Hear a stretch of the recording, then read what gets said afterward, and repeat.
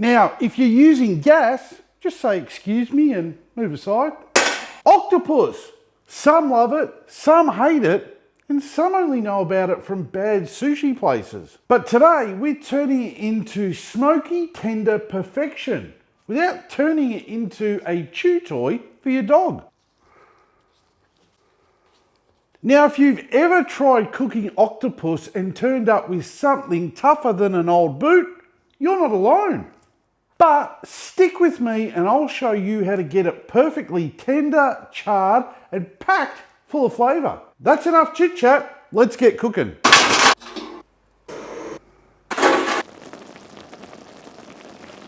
Step one, we are giving this octopus a hot bath. Not because it deserves a spa day, but the boiling water breaks down the tough fibres. Therefore, you don't spend 45 minutes on every bite chewing away. We want our octopus fork tender.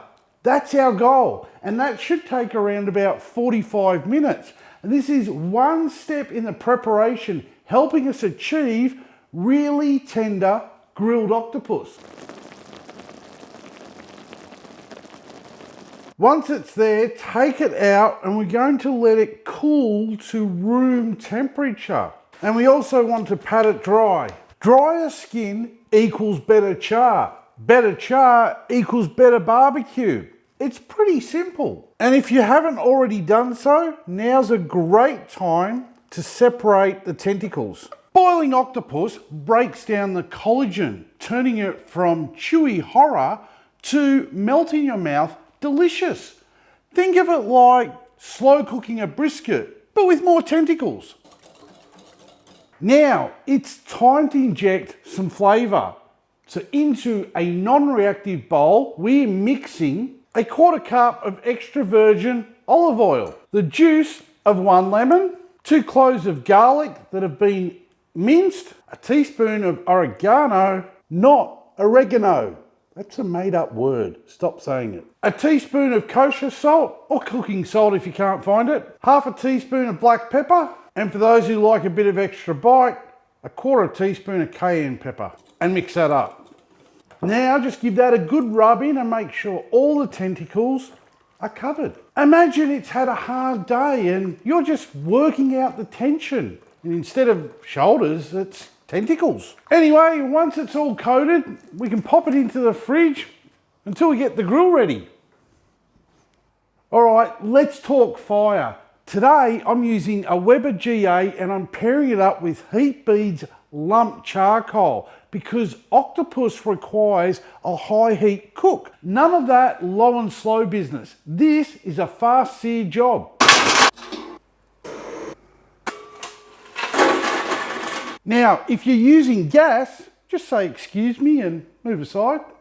Lump charcoal burns hotter than briquettes, giving you that perfect sear while keeping the inside juicy.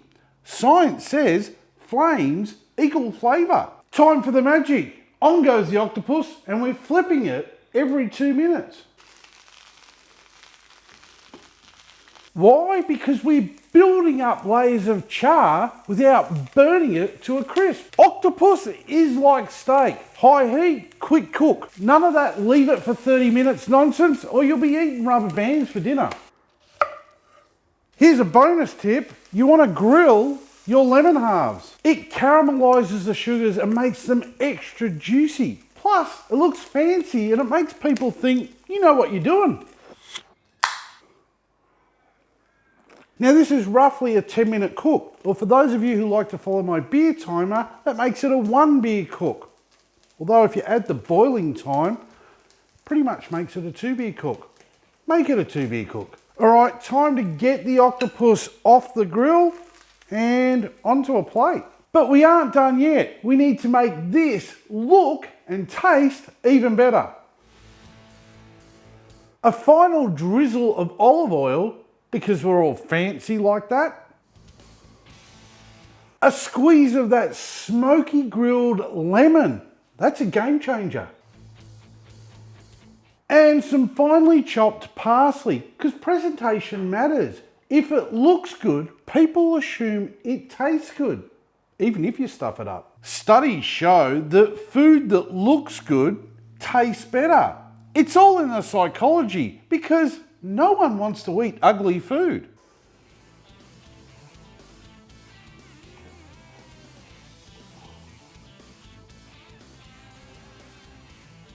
That's juicy as hell. Some might even say, moist, smoked. If you love this cook, don't forget to like it and subscribe to the channel. Also, let me know in the comments what your favourite seafood is to barbecue. Until the next cook, cheers.